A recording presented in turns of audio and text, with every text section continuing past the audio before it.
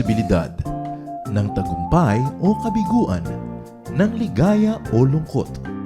Kaya marapat lamang na tanggapin si Jesus bilang tagapagligtas at Panginoon. At matapos yun ay panariwain ang katapatan at paglapit sa Kanya bawat araw o day by day. Ang day by day ay naglalayong umalalay sa pang-araw-araw na pamumuhay. Narito po si Kuya Ed Lapis sa mensaheng pinamagatang 8 Habits of Happy Families.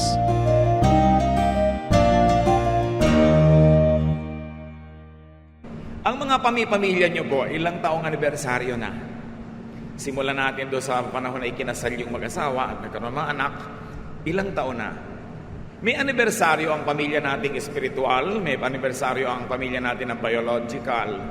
Pero dapat ang pamilya masaya. Why? Because family is permanent. Kaya ayaw mo o gusto mo yung pamilya mo, yung pa rin naman ang pamilya mo, hindi mo naman kayang palitan yan. Kaya layasan mo yan, itakwil mo, hindi mo pa rin pwedeng palitan. So ba't hindi na lang pasayahin? Kaya sa layasan, ba't di na lang pagandahin para lagi kang nananabik na umuwi at makipag-isa sa pamilya? Family is much better off happy. Let's talk about 8 habits of happy families.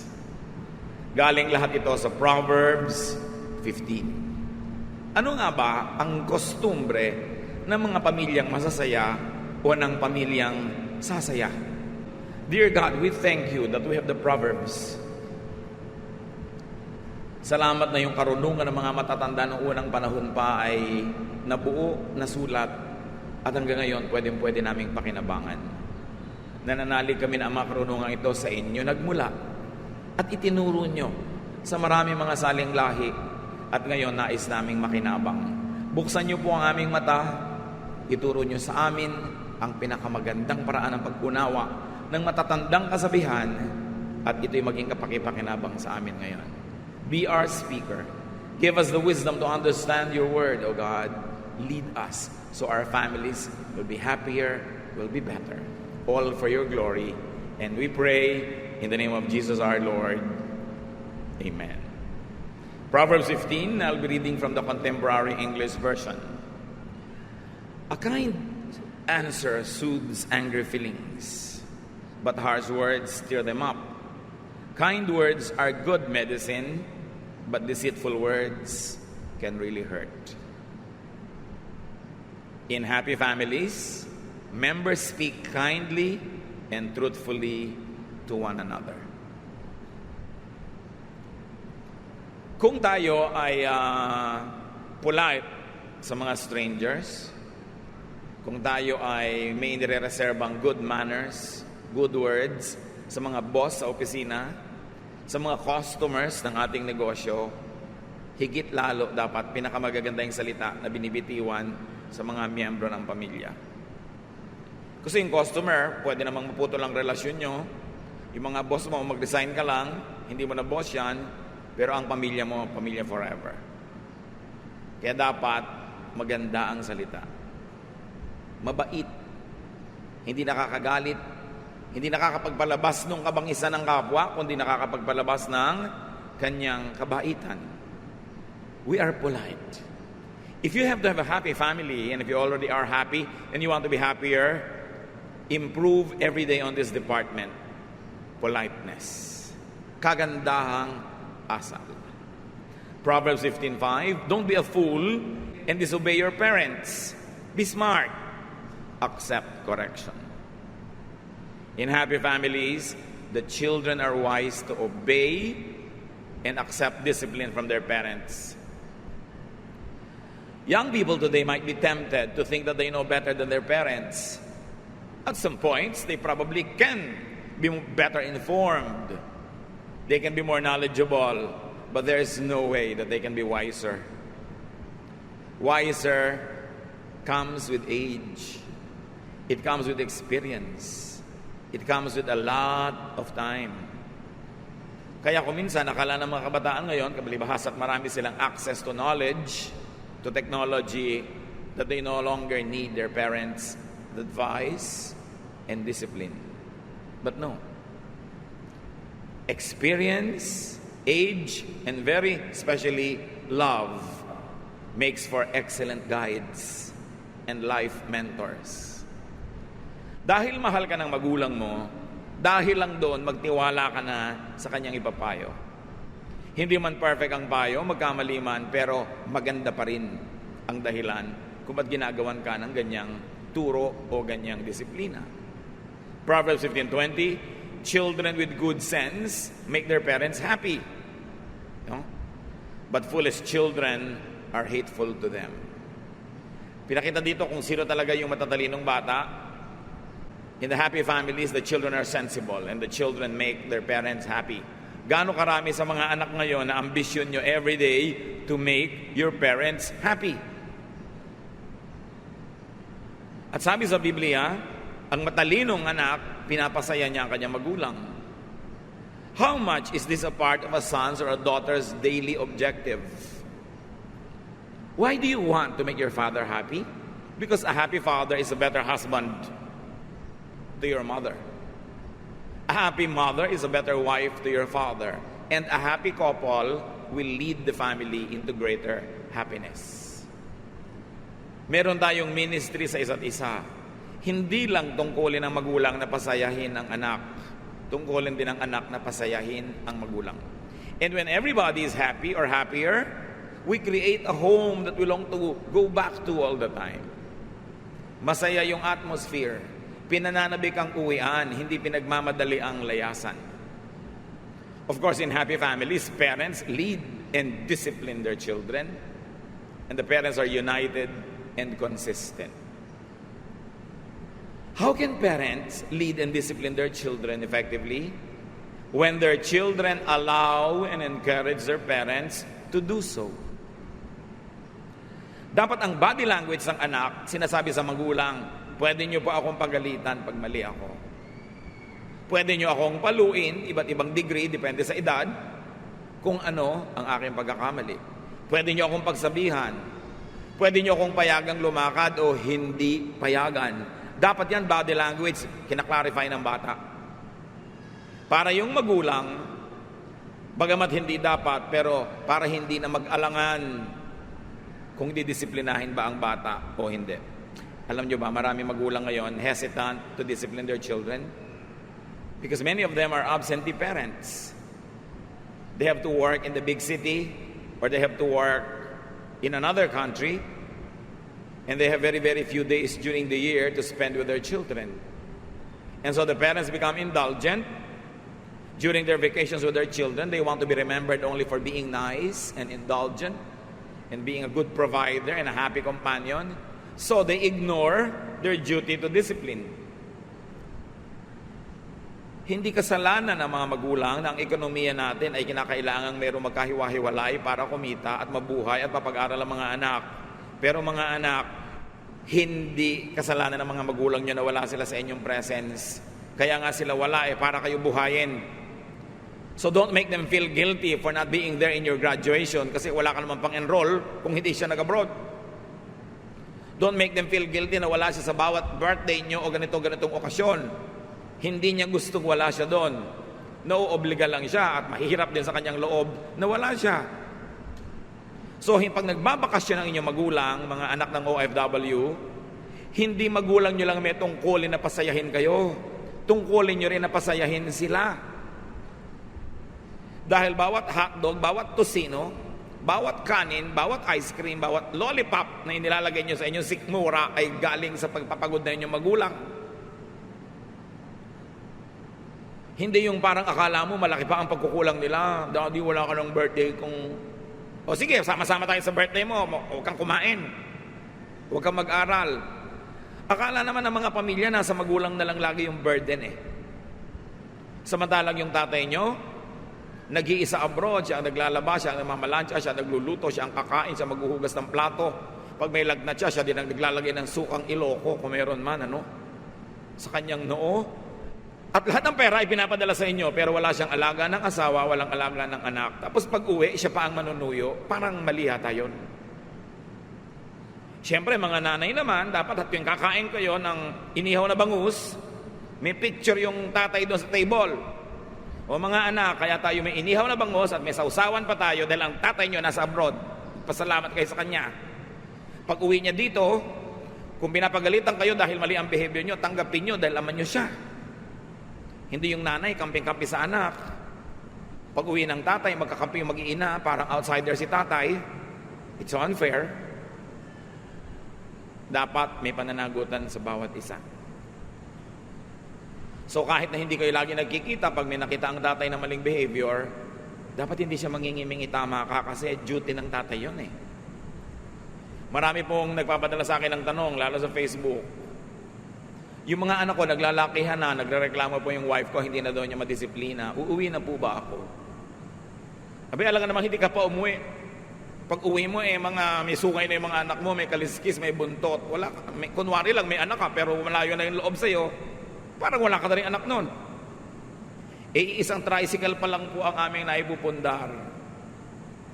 Kailangan mag-decide ka. Kung kailan yung enough, kailan yung tama na. Siguro pag nag-abroad ang tao, the first 3 to 5 years, need. But if it's already overly long, greed na yun. Ayaw nang tumigil. Lalo yung asawa, di mga 10 years pa para makabili tayo ng bahay. Bahay saan? Sa Pililya. Ang layo. Di ba? So, another 10 years, Daddy, para makabili tayo ng car. Dahil ang layo, kailangan ng car. Pagbalik mo, may mga apo ka na, hindi ka kilala ng anak mo, unfair. So, kailangan matitino yung mga naiiwan kay husband o wife. Magtipid, magnegosyo, huwag gasan ng gastang akala mo ninang sa lahat ng kasalan. No? Samantalang naghihirap yung asawa abroad, ang mga anak naman, tatlo cellphone. Yung puro gastos dito, gastos doon, hindi na nare-realize ang hirap ng magulang. Alam nga namang idaing pa sa inyo yung hirap. Alam nga namang magpa-picture siya na butil-butil ang pawis dito at kumakain na sardinas. Siyempre, ang picture niya lagi, yung outing, yung bakasyon ng company nila. Kamisa-misan lang yun. Ang totoo nun 15 tao sila sa loob sa kwarto. Bihira naman yung maginhawa. Idadaing pa ba? Facebook ba yun? Siyempre, hindi. So, makiramdam kayo. Proverbs 15:31-32, healthy correction is good. And if you accept it, you will be wise. You hurt only yourself by rejecting instruction, but it makes good sense to accept it. Mga anak ang kausap dito. At asawang pasaway. Kuminsan yung anak mo, asawa mo, parang panganay mong anak, siya ang pasaway, no? Lahat may pananagutan para tumino ang pamilya. Hindi lang yung isang matino ang kailangang manindigan para sa lahat ng hindi matino. Maraming hindi alam ang anak. At malalaman nyo lang yan pag magulang na rin kayo. So habang hindi pa rin kayo magulang, hindi nyo pa nalalaman na maging magulang, sumunod na lang kayo. Kasi kung hindi naman kayo mahal ng natatay nyo, dapat hinagis na kayo sa kanal nung bata pa kayo. Dapat nadagan na kayo, tinguupo siya sa silya, nagkaluray-luray na kayo, hindi na kayo lumaki pa. Kaya kayo nakaabot sa edad nyo na yan kasi mahal kayo. Therefore, magtiwala na lang kayo. Though imperfect, your parents will always want the best for you. Trust your parents. Of course, unless they are mentally insane, which is another case. Kaunti lang yun. Proverbs 15:15-17, the poor have a hard life, but being content is as good as an endless feast. It is better to obey the Lord and have only a little than to be very rich and terribly confused. A simple meal with love is better than a feast where there is hatred. Talino talaga ng mga nagsulat nito. Inspired talaga ng Diyos. Sabi, kung magkakandara pa kayo sa pagpapayaman, pero ang magiging bunga nito ay nagkakagulo ang pamilya nyo. Maghahanda kayo na ang laki-laking handa, ang ganda-gandang handaan, pero nag-aaway-away na kayo. Magpapadebo kayo ng anak, ang liit-liit ng bahay nyo, gusto na anak nyo, bumababa sa laki-laking hagdan. So magpapagawa pa kayo ng malaking-malaking hagdan na wala naman pinupuntahan. Para lang siya manaog doon sa tugtog ng musiko niya. Tigilan yung kabaliwan na yan. Magpakasimple kayo para di magulo. Lalo't hindi nyo naman afford. Ngayon, kung afford nyo, gagastos kayo ng 300,000, 400,000 sa party na hindi maaapektuhan ng inyong budget, hindi maaapektuhan ng inyong pagpapaaral sa mga anak, mga babayarin, hindi kayo mangungutang, di umarya kayo. Pero kung uutangin nyo lang, magkakadabuhol-buhol ang mga budget nyo para lang kayo magpasikat, so niya, a simple meal is better than a feast where there is hatred. Go for the simple. When the complicated will hurt family life. Pagka sobra na yung matataas ang mga pangarap na hindi mo na maabot kahit anong tiyad ang gawin mo, babababaan ang pangarap. Dapat realistic. Huwag makikipag-compare sa pinsan, sa kapatid, sa kamag-anak, sa kapitbahay. Magtataka ka naman talaga, merong nyugan, ang kapal-kapal ng mga nyug at mga puno, biglang may bahay doon na mukhang sa Mediterranean talaga. Siguro, marino ang anak niyang magulang na yan. At bakit siya nagpagawa na laki-laking bahay? Kasi yung kumari niya sa kabila nagpapagawa, marino na yung anak. So unahan sila sa pag-text sa anak, anak, kulang pa tayo ng bubong. Anak, kulang pa tayo ng galige. Paano naman yung ipinagawa niyo kasi laki na simbahan? Hindi naman talaga naging Mediterranean, kundi Medyo-Terranean lang ang itsura. Simpleng-simpleng bubong, 5 layer. Nakakita na kayo ng mga bahay ba ngayon na parang walang wala sa lugar? Simpleng-simpleng bubong, pero ang dami mga sub-bubong na letter A na ganon. Yung para mga bahay ni Dracula. So, bakit ang dami mga layer-layer ng bubong? Saan nakuha to? Nagkausu-usuhan, nagkagaya-gayahan yung kapitbahay. Lumalaki tuloy ang gasto sa yero. Sa halip na simple na lang. So go for the simple. There is great godliness in contentment. For we brought nothing into the world, and we cannot take anything out of the world. Hindi natin tinatanggalan ng mga kapatiran natin ng pangarap, pero ibagay sa realidad ang pangarap. Pagdugtungin ang langit at lupa, hindi yung nakalutang ka para abutin mo ang ulap, pero hindi ka na nakatungtong sa lupa. Dahil babagsak at babagsak ka. Proverbs 15:27, being greedy causes trouble for your family. So kailan titigil? When will we say enough is enough? Kailan natin sasabihin sa daddy nyo, anak, na huwag na siya mag-abroad, magsama-sama na tayo dito uli? Kailan natin papauwi ng nanay mo na 20 years ang nag-aalaga ng anak ng iba, hindi man alagaan ng mga sariling anak dahil sa pangangailangan? Again, hindi natin sinisisi yung mga yon dahil talagang gusto lang nila makapag-provide. But when is enough? Dapat merong usapan kung kailan yung enough. Dahil hindi na uubos ang gastahan. Pag napag-aral mo ng mga anak mo, biglang mag-aasawa yon, may apo ka na naman ngayon, apo mo naman ngayon na pag-aaralin mo. Hindi ka na, o makakauwi dito ng buhay, malamig na bangkay ka lang uuwi dito. So kailangan merong hangganan. Pero maiba ko, kung gusto niya na maraming letter ay ang bubong nyo, bahala kayo. Total taste nyo lang naman yan. Ano? Kaya lang magastos talaga sa yero. In happy families, members value simplicity over extravagance. When running after wealth would lead to ungodly confusion and quarrels. Or when the strife to be very wealthy leads to the disintegration of the family. Yung unity ng pamilya nyo, pagsasama-sama nyo, yung pa rin ang pinakamahalaga. Mga kapatid, mahal man at murang pagkain ang ilagay nyo sa sikmura nyo, ganun din ang ending.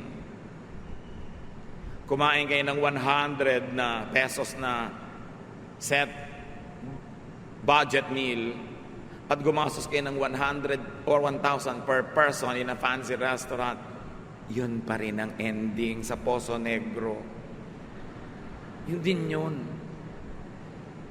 So pamisa-misa lang dapat yung mga ganyang activities.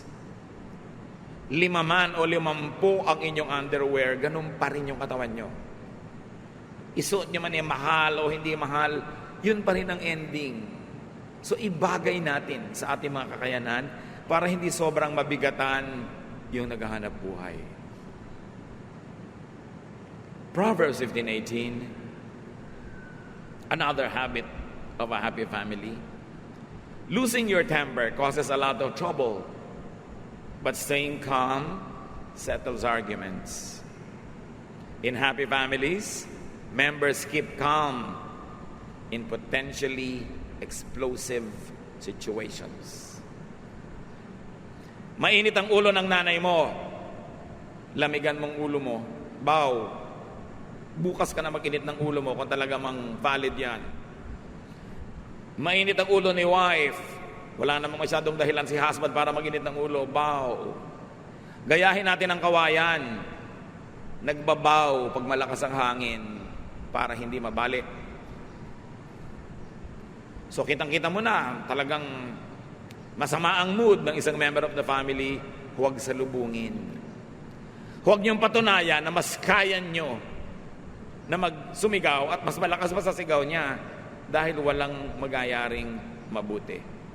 Pag nararamdaman niyo na uuwi sa argumento ang isang usapan, bite your lips, stop talking, wait for a more quiet and subdued moment to plead your cause. Gaano man kahusay, karunong ang sasabihin mo, pero kung wala naman nakikinig dahil mainit ang ulo niya at sumisigaw siya, what's the point in speaking? Palampasin. Mas matindi ang galit, ang mood, mas mabilis mawala, parang ulan. Pag sobrang lakas ng ulan, makakaasa kayo, hindi lalampas ang 10 minutes tapos yun. So pag gano'n na gano'n, very intense ang feeling ng member ng family, hayaan nyo lang mag-express. At pagpayapa na siya, nakakain na, nakapagpahinga na, bukas, sa makalawa, doon nyo sabihin, alam mo, ang init-init ng ulo mo last time, gusto ko ipaliwanag sa'yo yung side ko, na hindi naman dapat uminit ang ulo mo doon. Or alam mo, may kamalian ka doon at ito yon, pero pag tahimik siya, hindi yung paggalit. We communicate with family members to make peace, not to make war. Pero oras sa sumigaw ka, nagalit ka rin, may kasamang dabog, you're not making peace anymore, you're making war. At saan pupunta yung usapan ninyo? Kundi magkakagalit. So, yun daw ang matatalinong miyembro ng pamilya. They don't lose their temper. When you know that you are potentially an explosive about to burst out, be quiet. Mahirap mamagtimpi, pero mas konti ang damage nun kesa sa ibulalas mo lahat ng nararamdaman mo. Tapos mamaya, sorry ka. Mabuti nagsosorry, pero mas mabuting hindi ka nagsosorry dahil wala ka naman dapat ipag-sorry. Hold your tongue. Those who have a loose tongue usually get into a very tight place. Another quality of a happy family, Proverbs 15:19, being lazy is like walking in a thorn patch. But everyone who does right walks on the smooth road. So here, doing right means working hard. Doing wrong means being lazy. In happy families, no one is lazy. Everyone works. Ang lakas magpalungkot ng mga kasama sa pamilya ang katamaran ng isang miyembro. Lazy members burden the family. Kasi yung dapat buhat nila, pinapabuhat nila sa iba. Yung dapat bayaran nila, pinapabayaran sa iba. Yung dapat gagawin nila, pinapagawa sa iba. You will cause unhappiness. Lazy members cause stress and resentment. Lazy members also destroy harmony and happiness. And very often, lazy members of the family self-destruct. Kalbaryo ang may anak na batugan, mas kalbaryo ang magkapag-asawa ng batugan. Mga babae, kahit ang ganda-ganda ng dibdib niya na may bicep, pag tamad, burahin niyo sa listahan niyo. Ilang araw lang kayo magagandahan sa korte niya, mamaya inis na ang mararamdaman niyo buong buhay, pagbatugan, pagtamad. Kaya mga nanay, huwag niyong konsentihin ang mga tamad niyong anak. Kasi ite-turn over niyo sila sa mga papangasawa, walang kakwenta-kwentang tao, Kawawa yung mapapangasawa. Yung mga tamad na ayaw magtrabaho pero gusto maganda yung cellphone. Mga walang ginagawa kundi magparami ng damit, hindi naman marunong maglaba. Kain ng kain, hindi naman marunong magligpit ng plato o magluto. Sa family lahat natitrain yan. At madalas, hindi lagi pero madalas, behind a very tamad na anak ay isang konsentidorang nanay. Yung tamad na lalaking ganon, napangasawa mo, ang tamad pala, kadalasan yung biyenan mo ang may kagagawan niyan kasi binaybi si tamad. Alam niyo bang magulang lang nakakapagtiyaga sa tamad, pero ang asawa hindi? Kung akala niyo na pagtsatsagaan kayo ng asawa niyo dahil ang tamad niyo, nagpa-private message na sa akin, tinatanong kung lalayasan na kayo. Pinipigil-pigil ko pa lang, ano? Baka akala nyo magtitiis yung mga babaeng yan forever, ha? Hindi kayo nakakaramdam. May himagsik ang bigla na lang sisiklab. Don't be too sure. Pagka wala kang ikino-contribute sa inyong family income, ikaw pa yung gastos at nang bababae ka pa. Kadalasan, magkakasama sa isang tao yun. Huwag kang pa kasi sigurong pagtsatsagaan ka ng asawa mo forever. Proverbs 15:22-23. Without good advice, everything goes wrong. It takes careful planning for things to go right. Giving the right answer at the right time makes everyone happy. So another habit of a good family, good advice is given and taken. Ang mga pamilyang masasaya, nakikinig sa payo ng isa't isa o payo ng outsider na nakakatulong sa pamilya, at sila man sinisikap magbigay ng magandang payo sa isa't isa. At paano nyo nagagawa yon? Pinapatalino mo ang sarili mo para pag may nagtanong na family member, makasagot kang tama.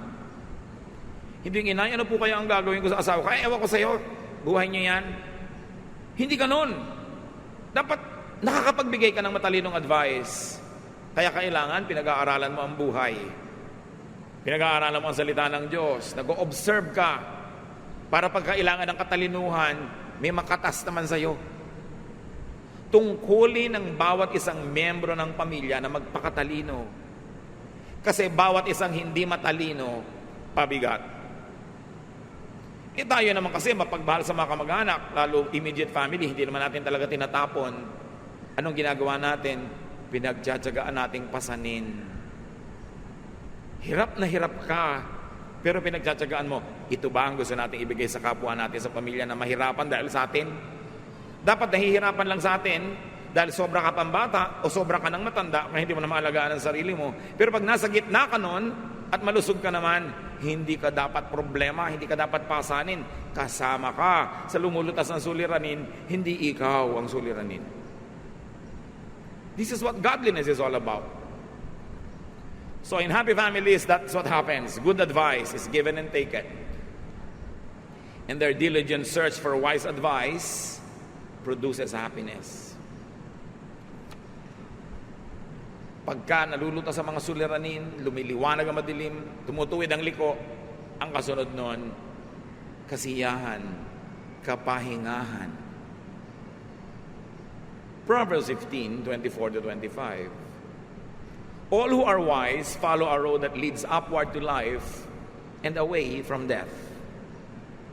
The Lord destroys the homes of those who are proud. So in happy families, humility is prized and practiced. Hindi masaya ang pamilya na mayayabang ang miyembro. Pataasan, payabangan, patigasan ng loob, patagalang hindi kikibo. Hindi sasaya ang ganong pamilya. Ang sumasayang pamilya, yung una-unahan sa pagpapakumbaba. Pag may mali, una-unahan sa pagsusori. Pagka nagtampo, una-unahan sa pagkalimot ng tampo para ma-restore ang relationship. Ganon ang kasiyahan. Hindi yung gustong-gusto mo nang kausapin yung kapatid mo, pero mauna siya. Pag nakaramdam ka na gusto mo na, kahit di pa siya mauna, unahan mo na, dahil siguro inaantay din niya, mauna ka eh. Kaya ang sinasabi sa Bible, outdo one another in doing good. Not in doing bad. Kung magko-contest kayo sa loob ng pamilya, contest, pabaitan, paiksian ng pagtatanim ng sama ng loob, padali ang makipagbati kung nakipaggalit man. Even to outsiders. Ang isang taong mayabang, mapagmataas, kahit sa outsider, pabigat yon sa pamilya niya. Why? Kasi may makakalaban ka sa labas. Pag inattack ka nun, tinaga ka halimbawa, di ba pamilya mo rin magpapa-hospital sa'yo, dadalaw sa'yo? Pag ang yabang-yabang mo sa pinagtatrabahuhan mo, tinanggal ka sa trabaho, wala ka ngayong pera, di ba pamilya mo na naman magsusupport sa'yo? May nakaaway ka, nakipagbabag ka, nakita ng kuya mo, di ba dadamayan ka rin kung binubugbog ka na doon sa labas? So pag mayabang ka, tatandaan mo ito, ipinapahamak mo ang pamilya mo dahil tutulungan at tutulungan ka nila pag nalagay ka sa gulo. Kaya nagpapakumbaba ka rin kahit sa labas, para ang uwi-uwi mo sa pamilya mo, mga kaibigan, hindi kalaban. Kawawa yung mga miyembro ng pamilya na mayroong mga basagulerong mga kapatid. Mga kapatid na chismosa, mga napapaaway dito, napapaaway doon, dahil madadamay at madadamay ang lahat. So humility is prized and practiced, and therefore the family receives God's favor and protection. Ang yaman nitong Proverbs 15. Halimbawa, verse 30, a friendly smile makes you happy, and good news makes you feel strong. Di ba? Pag nangingitian tayo, nakakarinig tayo ng magandang balita, nakakapagpalakas, hindi lang ng katawan, kundi ng loob. So in happy families, cheerfulness is valued and practiced. Paggising mo sa umaga, conscious ka, magpapasaya ako ng family members. Hindi nakasimangot ang mukha mo, wala kang kinakausap, dahil wala ka sa mood. Bakit kailangang itambak mo sa pamilya mo yung laso na yan na nakuha mo naman sa labas? Si tatay, si nanay, mainit ang ulo sa trabaho, pag uwi, mainit ang ulo, dala-dala sa pamilya.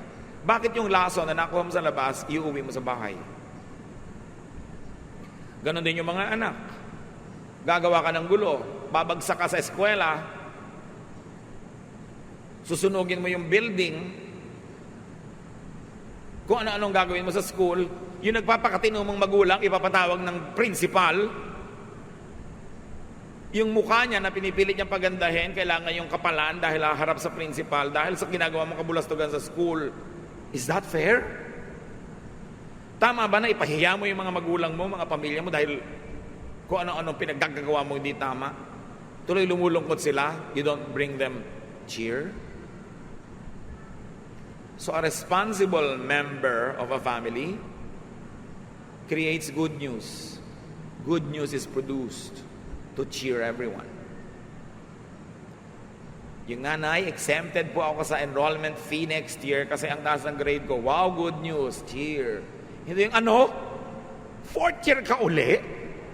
Hindi ba 5 taon ka ng 4th year? Bad news. Dapat ang ginagawa mo, good news. Pag mag-uuwi ka, good news. Ngayon, siyempre, life is not perfect. Paminsan-minsan, di mo sinasadya, may dala-dala kang bad news. And that's what the family is for. We support one another. Pero iba naman yung self-made bad news. Iba yung self-manufactured and avoidable bad news na patuloy pa ulit-ulit. Meron tayong pananagutan na magpasaya ng member ng family. Bawat isa may ganong tungkulin.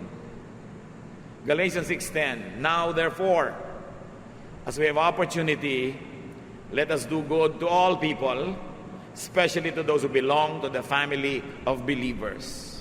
Here, another family is mentioned, the church. Malinaw ang mensahe, do good to your spiritual family, the church. Lahat ng pinag-usapan natin kanina, apply to your church life. But also apply to your biological family. I-apply sa church, i-apply sa bahay, kasi yan ang dalawa mong pamilya.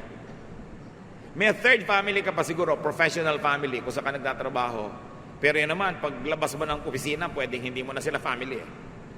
Pero yung church mo, yung biological family mo, Yun ang mahalaga sa lahat. Ingatan. Build your family up. Don't bring it down. 2 Kings 20:10, put your house in order.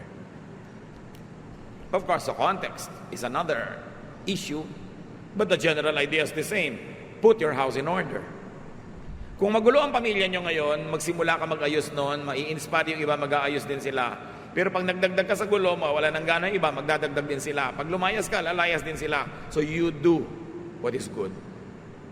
Ang paggawa ng mabuti, nakakahawa din. Ang paggawa ng mali, lalong nakakahawa. So maghawa na lang tayo sa paggawa ng mabuti. Nung hinahanap ng Diyos ang kapatid ni Cain sa Genesis 4:9, Cain answered, "Am I supposed to look after my brother?" Of course, yes.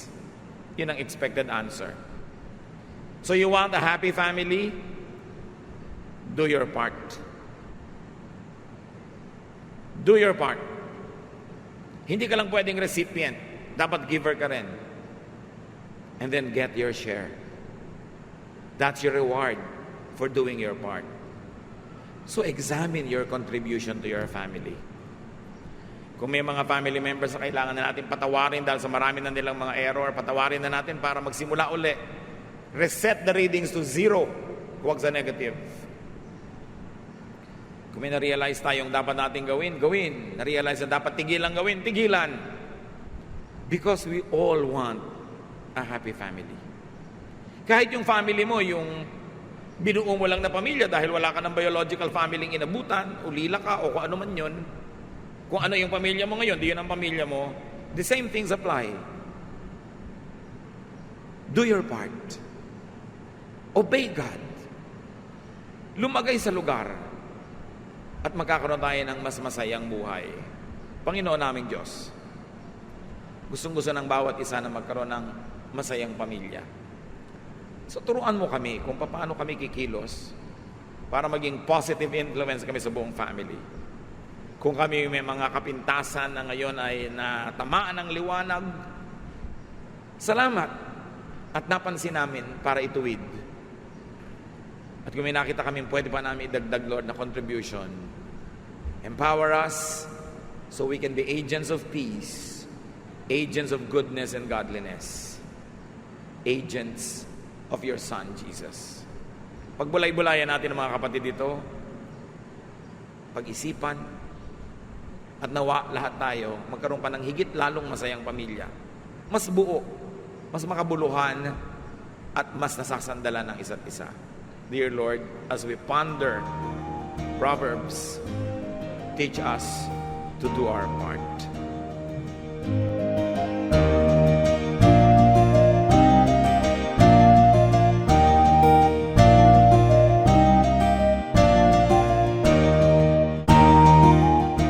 Ang katatapos pong mensahe ni Kuya Ed Lapis ay pinamagatang 8 Habits of Happy Families.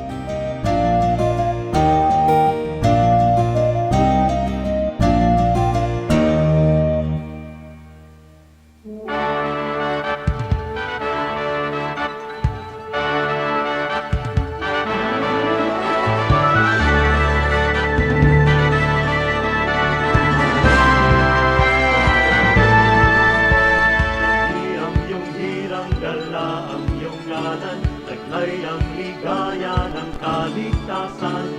Alab ng puso sa aming dibdib ay kayo ang dahilan. Uktawin ang nahihimbing na damdamin, isingin ang aming nyaring isipan. Tangang lakas ay gawin niyong alipin sa inyo ang pagsamba. Pagsamba, dalis ay napagsamba sa dakilang ngalan niya.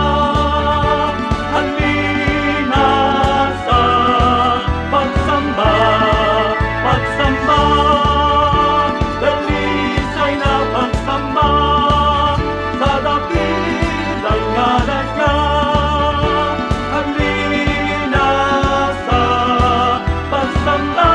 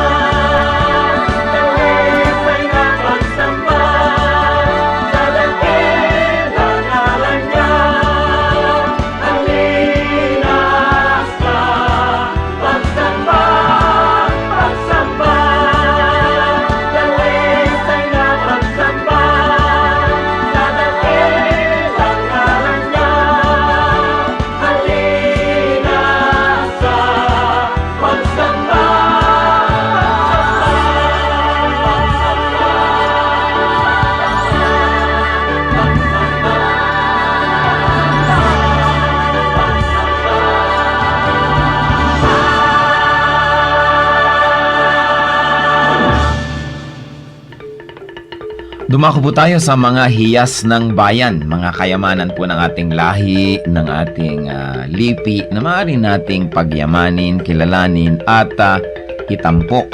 At ito po ay atin ding ipamana sa mga darating pang henerasyon. Ang atin po ngayong itatampok na hiyas ng bayan ay ating mga kasabihan. Marami po tayong magagandang mga kasabihan. At bakit po kayamanan ng bayan ang mga kasabihan? Sapagkat ito po ay mga karunungan na naipon, sinala, niliglig, binuo ng panahon. Sa tagal ng ating mga karanasan bilang isang bayan, bilang mga mamamayan, bilang tao, ang ating po mga ninuno ay nakabuo ng mga salawikain na nakabase sa mga mahahaba, matatagal at malalalim na mga karanasan. Kaya dapat lamang namang pahalagahan ng mga kasabihang ito sapagkat hindi naman tayo basta-basta makakaimbento ng kasabihan sa loob ng isang araw o isang linggong karanasan. Kailangan po ang mahabang pag-oobserba sa buhay, pagdidili-dili at pagkatapos po ay pagbubukas ng isip. Ang atin pong kasabihan na itatampok sa araw na ito ay galing sa Katagalugan. Ang kahoy na likot baluktot, hutukin hanggang malambot. Kung lumaki at tumayog, mahirap na ang paghutok. Talaga nga naman po, tamang-tama. At ito po ay galing sa UP Cultural Dictionary for Filipinos ni Thelma B. Quintanar at mga kasama. Uulitin ko po ang kasabihang ito. Ang kahoy na likot baluktot, hutukin hanggang malambot. Kung lumaki at tumayog, mahirap na ang paghutok. At siyempre, ito po ay hindi naman talaga tungkol sa mga kahoy ang pinag-uusapan. Bagamat napakaganda po nung nakikita natin dito na imagery, yung kahoy nga naman na puno habang maliit pa lang at malambot pa ang mga sanga at malambot pa ang katawan at medyo likuyan o baluktot o kung saan-saan pumupunta kayang-kaya pa nating hutukin, lagyan ng suhay at iurong dito o kaya ay patigasin sa ganong patungong direksyon. Subalit kung yan ay malaking-malaki na at punong-puno na, hindi na natin yan pwedeng maiba dahil matigas na at mataas na, baka hindi pa natin maabot. At ito po naman siyempre yung metaphor na ito ay may kinalaman sa pagpapalaki ng mga bata, sa paghubog ng kaisipan, sa paghubog ng mga paniniwala at mga pagpapahalaga. Napakahalaga ang pagtuturo sa bata ng mga konsepto ng tama at mali, ng maganda at ng mga hindi maganda, habang ang tao ay bata pa, habang ang kanyang isip ay mura pa, at habang siya ay masunurin pa, habang siya ay dependent pa at umaasa pa sa kanyang mga magulang o sa mga matatanda, habang siya ay teachable and impressionable, ay kailangan na dumating tayo sa talagang masusi at seryosong pagtuturo. Napakahalaga na turuan ng mga bata sa tamang panahon. Huwag po nating ipaurong-urong ang pagtuturo sa mga bata. Pag kami mga itinatanong, huwag natin sabihin, bata ka pa, hindi mo pa malalaman yan, saka na, pagtanda mo na. O kaya, ano ba, kabata-bata mo, ang dami mong tanong, malalaman mo rin yan pagtanda mo. Kailangan po maingat tayo sa pagsagot sa mga tanong, ibigay po natin ang mga sagot na tumpak at tama, at itrato natin ang mga bata na parang matanda kung ating kausap, igalang din natin sila, at bigyan natin ng mga tamang paliwanag. Tandaan po natin ang pagbabantay, ang pagtuturo, ang paghuhutok sa mga mumunting mga bata. Yan po ay magkakaroon ng panghabang buhay na epekto sa kanilang buhay. Kaya isa pong mahalaga na paalala rin sa ating mga magulang, bigyan natin ng oras ang ating mga anak, bigyan natin ng panahon na mahutok yan sa tama, sapagkat kapag malaki na, mahirap na po yan na ibahin pa. Kaya ilapit natin sa Panginoon habang maaga, palakihin natin ang may takot sa Diyos, palakihin natin na kasama ay mga mananampalataya, nadidinig ang salita ng Diyos, mga Kristiyanong awitin, at nang sa gayon, ang batang ito ay lumaking nasa tamang direksyon. Sabi rin po yan sa Bible, train up a child in the way he should go, and when he is old, he will not depart from it. Meron po tayong equivalent niyan sa ating pong kultura, sa ating mga kasabihan. At yan po ang hiyas ng ating bayan ngayon, kasabihang, ang kahoy na likot baluktot, hutukin hanggang malambot, kung lumaki at tumayog, mahirap na ang paghutok.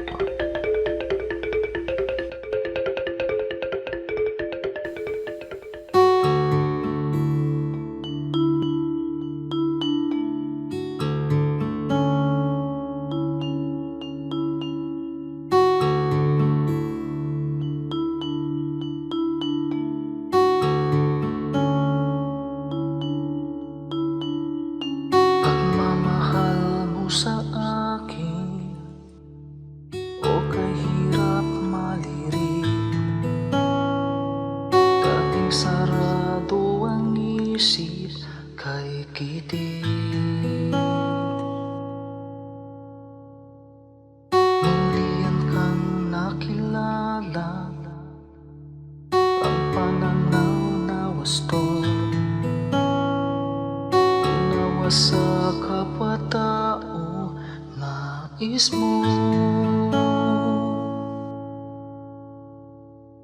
O Jesus, ang iyong pag-ibig ay hindi nagtatangi.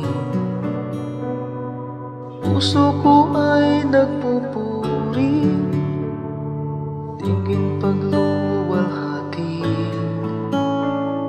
sa paglakbay sa aking buhay. Di na nga maliligaw, puso ko man maging isip, tigib lagi ng pag-ibig.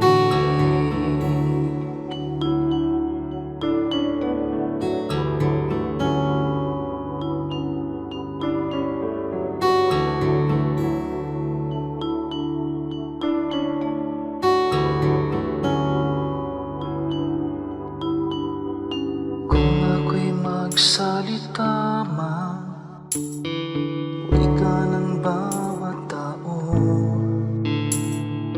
Kung pag-ibig ay wala, tila batingaw. Ang dalisay na pag-ibig ay mapagpahinuhod at hindi na nagkukulang kailanman. O Jesus, ang iyong pag-ibig ay hindi nagtatangi. Puso ko ay nagpupuri, tingin pagluluwalhati sa paglakbay sa aking buhay. Di na nga maliligaw, puso ko man maging isip, tikip lagi ng pag-ibig. O Jesus, ang iyong pag-ibig ay hindi nagtatangi. Puso ko ay nagpupuri, tingin pagluwalhati sa paglakbay sa aking buhay. Di na nga maliligaw, puso ko man maging isip, tikip lagi ng pag-ibig. Puso ko man maging isip, tikip lagi ng pag-ibig.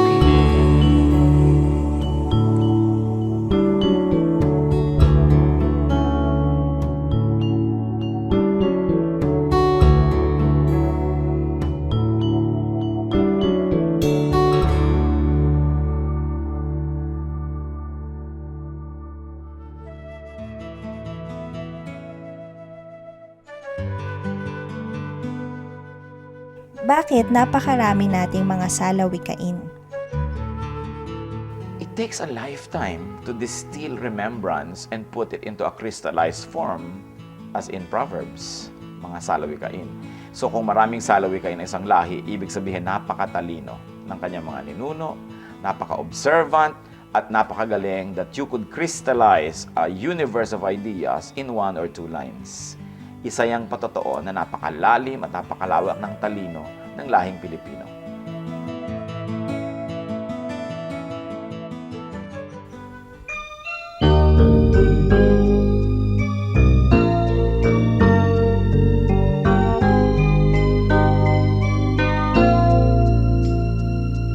Kung ang puso mo ay nasasaktan dahil buhay ko ay may kabiguan, suliranin may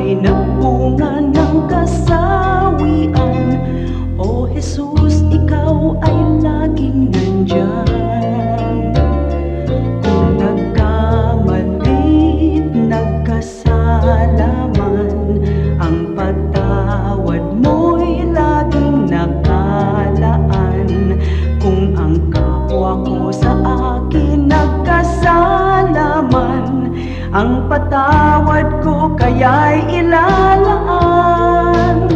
Ang kabaitan mo ay dapat mong tularan sa buhay ko. Ang kabaitan ko, biyaya ng Espiritu, kabaitan ko.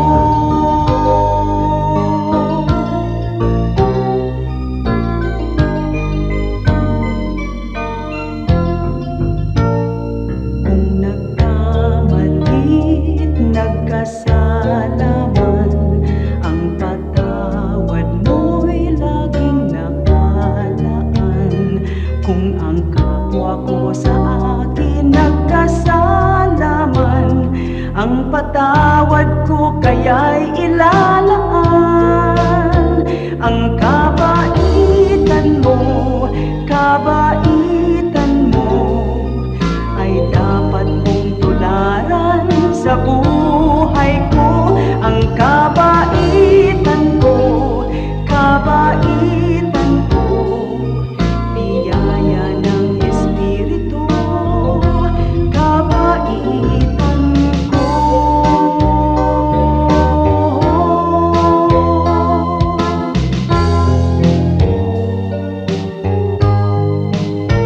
Ang kabaitan mo ay dapat kong tularan sa buhay ko. Ang kabaitan ko, biyaya ng Espiritu, kabaitan ko.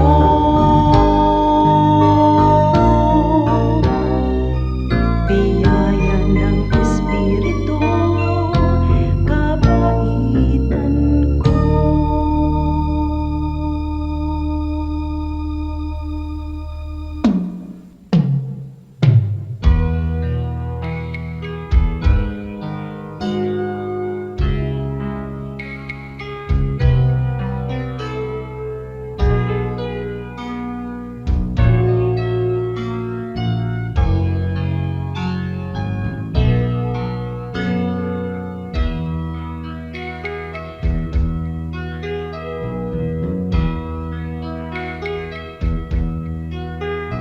O Diyos, ang dalangin ko'y iyong tanggapin,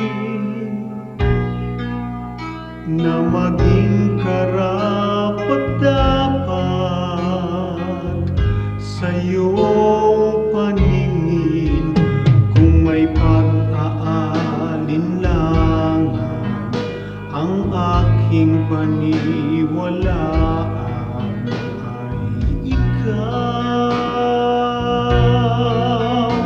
O Diyos, ang kailangan ko'y iba yung lakas, upang di ko natahakin ligaw na landas sa pagpaparot parito. Sa ulat bagyo'y hindi magbabago. Katapatan ko,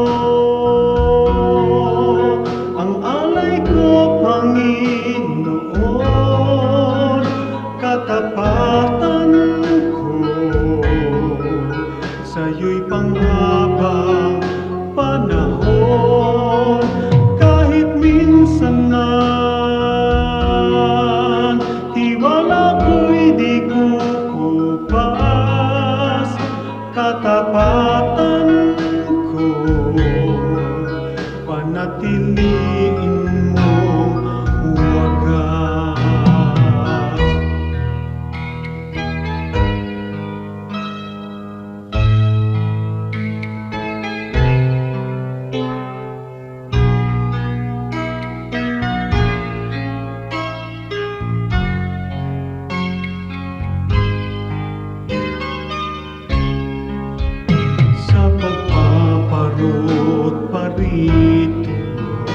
sa ulat bagyo'y hindi magbabago. Katapatan ko, ang alay ko, Panginoon. Katapatan ko, sa'yo'y panghabang panahon. Kahit minsan man, tiwala ko'y di kukupas. Katapatan ko, panatiliin mong wagas.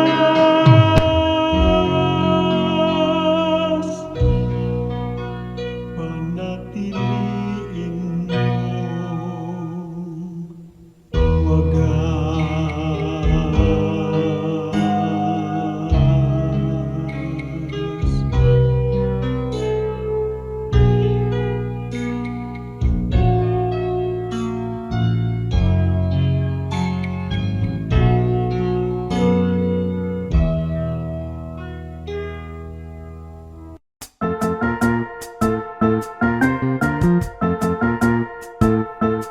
Oras na po para pansamantalang magpaalam ang programang Day by Day. Tayo po'y magsama-sama tuwing ika-6 hanggang ika-7 ng umaga, araw-araw. Magandang umaga po at mabuhay ang Panginoong Hesus!